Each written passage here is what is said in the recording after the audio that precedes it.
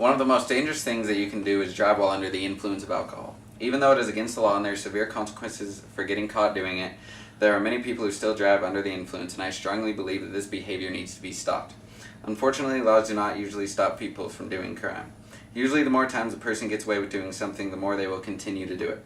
According to MAD, Mothers Against Drunk Driving, an average person drives drunk 80 times before their first arrest. I believe that the awareness of the dangers of drunk driving is a much better approach to decreasing the amount of drunk drivers on the road than laws are. First, drinking and driving is setting yourself up for extreme harm. The legal blood alcohol content level to drive in most parts of the United States is 0.08. If you are 21, which is the legal drinking age. If you are under 21, most states have a zero tolerance law, though some states set the legal limit at 0.01. There is a reason for these limits because the presence of alcohol in a person's blood starts to impair their bodily functions. According to estimates from the Insurance Institute for Highway Safety, the relative risk of death for drivers in a single vehicle crash with a high blood alcohol content is 385 times that of a zero blood alcohol content driver, and for male drivers the risk is 707 times that of a sober driver. This means that getting behind the wheel of a vehicle after you have been drinking is basically a form of suicide. Second, drinking and driving does not only put you in danger, it puts everyone around you in danger as well. If you are carrying a passenger or passengers in your vehicle while participating in drunk driving, you are multiplying the risk level that many more times. According to Buzzle.com, about 6,000 people die each year due to crashes involving teen drunk drivers. In 2009, more than half of the 1,300 child passengers who were 14 and younger died in alcohol-related crashes.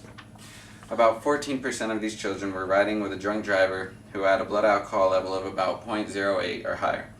The other 15% were pedestrians who were crushed by drunk drivers. MAD reports that every 50 minutes someone is killed in a driving drunk accident, and every 1 minute someone is injured for the same reason. Not only will drunk driving put the person in the vehicle with you at risk, but other drivers on the road will be at risk as well.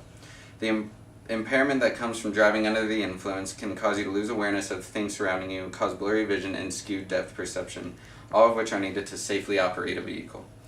It is also found that the use of seatbelts in alcohol-related fatality accidents is half that of a seatbelt usage in sober drivers. Drunk driving can make the operator of a vehicle oblivious to their surroundings. For example, a person driving under the influence is very unlikely to see a small child run out in front of them or a car coming at them from the side, both of which could be avoided if the person were sober. Although accidents do happen when people are sober, the influence of alcohol on a person's systems multiplies the risk for these accidents to occur. Driving under the influence of alcohol is a very risky move, one that is not worth the risk. If you are killed in a drunk driving accident, imagine how devastated that those who care about you would be. Whether it be your family or your close friends, the damage done from a drunk driving accident affects more people than just you. Mothers Against Drunk Driving is an interest group that's put together by the mothers of teenagers. They fight against underage drinking and drunk driving. There are many other interest groups like this one that show young people that their parents and others in the community care about them and do not want them to get hurt by the dangers of alcohol. Drinking and driving is also not worth the risk of injuring innocent people around you. Others could lose their lives or become seriously injured from the selfish and dangerous behavior of someone driving under the influence of alcohol. If you are of legal age and are going to consume alcoholic beverages, there are many ways that you can avoid drunk driving. These include a designated driver, calling a cab or another sober driver, looking for public transportation, drinking at locations within walking distance of your home, or simply asking the sober people around you for help. The safest thing you could do would be to drink responsibly if you know that you cannot get someone to drive you, or do not drink at all.